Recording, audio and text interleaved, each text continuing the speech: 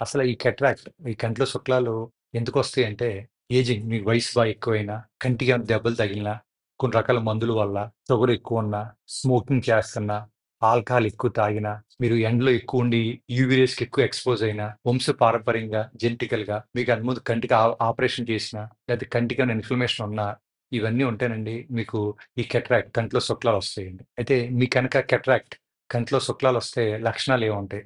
మీ కళ్ళు మసగ్గా ఉంటాయి.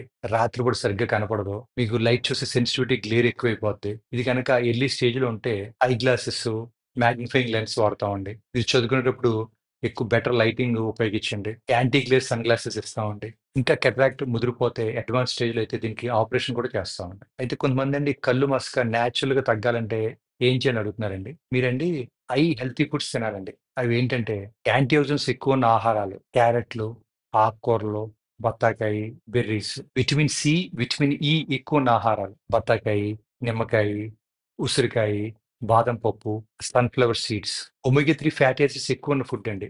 చేపలు, వాల్‌నట్స్, అవిసె గింజలు. ఇవే కాకుండా మీరు బయటికెళ్ళినప్పుడు యూవీ బ్లాకింగ్ సన్ గ్లాసెస్ వాడాలండి. మీ బ్లడ్ షుగర్ లెవెల్స్ కంట్రోల్‌లో పెట్టుకోండి. స్మోకింగ్ చేయొద్దు.